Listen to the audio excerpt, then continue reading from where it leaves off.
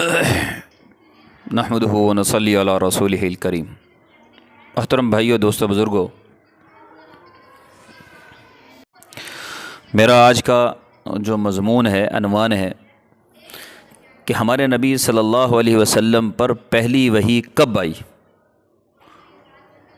اور جس وقت آپ علیہ الصلوۃ والسلام کو نبوت ملی تھی اس وقت آپ صلی اللہ علیہ وسلم کی عمر مبارک کیا تھی۔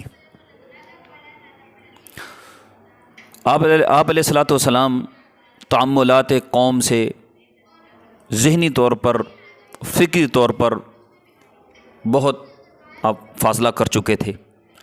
اس کی وجہ یہ تھی کہ قوم کے اندر شرکی عقائد بڑے پائے جاتے تھے اور غلط قسم کی مجلسیں لگائی جاتی تھیں،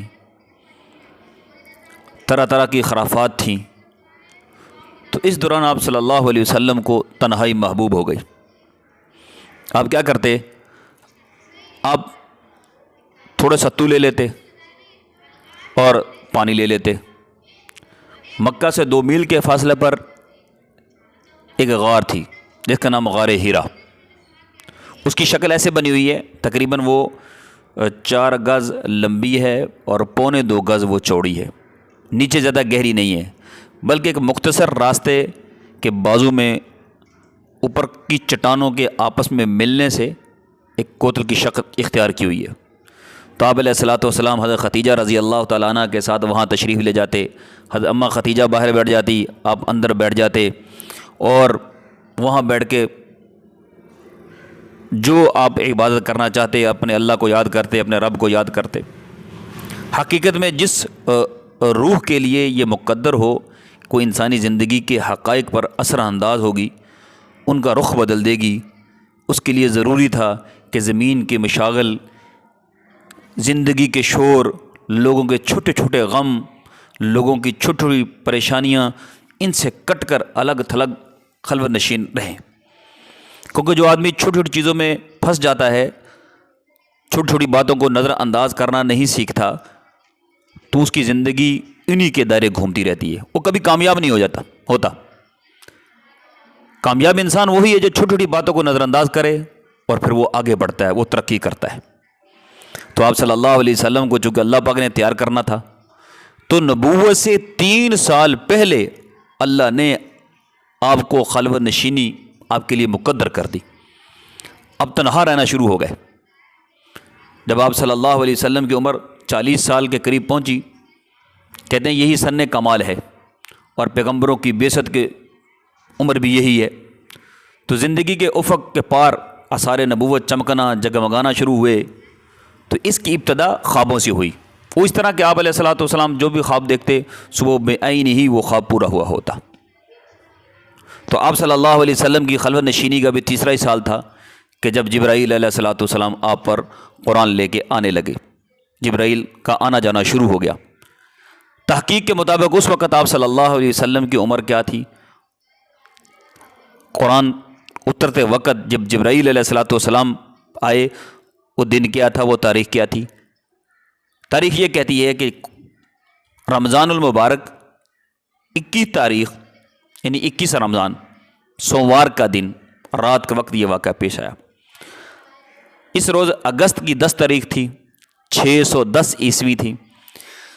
قمری حساب سے نبی علیہ الصلوۃ والسلام کی عمر 40 سال 6 مہینے 12 دن، اور شمسی حساب سے 39 سال 3 مہینے 22 دن آپ علیہ الصلوۃ والسلام کی عمر بنتی ہے۔ تو آپ علیہ الصلوۃ والسلام جب وہاں جا کے بیٹھا کرتے، توشہ ختم ہو جاتا، کھانا پینا ختم ہو جاتا، تو آپ واپس آ جاتے، پھر توشہ لے جاتے، پھر وہاں چلے جاتے۔ تو اللہ کی شان، آپ کے پاس فرشتہ آیا، اس نے کہا کہ پڑھو۔ آپ علیہ الصلوۃ والسلام نے فرمایا کہ میں پڑھنا نہیں جانتا۔ اس نے پھر کہا کہ پڑھو۔ آپ نے فرمایا میں پڑھنا نہیں جانتا۔ اس نے پھر کہا پڑھو۔ آپ نے کہا پڑھنا نہیں جانتا۔ تینوں بار جبرائیل علیہ الصلوۃ والسلام نے آپ علیہ الصلوۃ والسلام کو اتنا زور سے دبایا کہ آپ فرماتے ہیں کہ میری پوری طاقت کو نچوڑ دیا، اور پھر چھوڑا اور کہا پڑھو، اقرأ بسم ربک الذی خلق، خلق الانسان من علق، اقرأ وربک الاکرم۔ جب یہ آیات نازل ہوئیں تو آپ صلی اللہ علیہ وسلم ان آیات کو لے کر گھر واپس پلٹے تو آپ کا دل دھک دھک کر رہا تھا۔ حضرت ختیجہ کے پاس تشریف لائے، فرمایا مجھے زملونی زملونی، ختیجہ مجھے چادر اڑا دو، ختیجہ مجھے چادر اڑا دو۔ تو حضرت ختیجہ رضی اللہ تعالیٰ عنہ نے آپ کو چادر اڑا دی اور آپ نے چادر لے لی۔ آپ نے پورا واقعہ سنایا اور کہا ختیجہ مجھے ڈر لگتا ہے، ختیجہ مجھے ڈر لگتا ہے کہیں میں مر نہ جاؤں، مجھے اپنی جان کا ڈر ہے۔ حضرت ختیجہ رضی اللہ تعالیٰ عنہ نے کہا قطعاً نہیں، بخدا آپ اللہ تعالیٰ آپ کو رسوا نہیں کریں گے۔ کیوں؟ آپ صلی اللہ علیہ وسلم صلہ رحمی کرتے ہیں، آپ تہی دستوں کا بندوبست کرتے ہیں، مہمانوں کی میزبانی کرتے ہیں، حق کے مصائب پر اعانت کرتے ہیں، اور آپ غریبوں کی مدد کرتے ہیں، یتیموں کا سہارا ہیں۔ یہ باتیں کر کے حضرت ختیجہ رضی اللہ تعالیٰ عنہ نے آپ صلی اللہ علیہ وسلم کو حوصلہ دیا۔ ظاہری سی بات ہے کہ جو آدمی اللہ والا بننا چاہے، اللہ کے قریب جانا چاہے، اس کو تنہائی بہت ضروری ہے۔ وہ دنیا کے مشاغل سے دور رہے گا اور دنیا کی باتوں کو نظر انداز کرے گا تو دنیا میں بھی ترقی کرے گا، وہ آخرت میں بھی ترقی کرے گا۔ اور آپ صلی اللہ علیہ وسلم کے سیرت کے اس پہلو سے ایک بڑا سبق ہے کہ اگر آدمی کی بیوی نیک ہو، بیوی کا ساتھ ہو، تو انسان بڑے بڑے مصائب میں، بڑی بڑی مشکلات میں گھبراتا نہیں ہے، بلکہ اس بیوی کی حوصلہ افزائی کی وجہ سے انسان بہت آگے نکل جاتا ہے۔ جیسے حضرت ختیجہ رضی اللہ تعالیٰ عنہ نے آپ صلی اللہ علیہ وسلم پریشان گھر میں لوٹے، اپنے آپ کو یہ سمجھنے لگے کہ پتہ نہیں میرے ساتھ کیا ہوگا، میں مرنے لگا ہوں، تو آپ کی بیوی نے آپ کو حوصلہ دیا کہ نہیں آپ مریں گے نہیں۔ کیوں نہیں مریں گے؟ وجہ بتائی کہ آپ صلہ رحمی کرنے والے ہیں، اور جو آدمی صلہ کرنے والا ہو اللہ اس کو جلدی موت نہیں دیتا، اللہ اس کی عمر کو لمبا کرتا ہے، اللہ اس کی زندگی کو بڑھاتا ہے۔ آپ غریبوں کی مدد کرنے والے ہیں، آپ یتیموں کی مدد کرنے والے ہیں، آپ مسکینوں کی مدد کرنے والے ہیں۔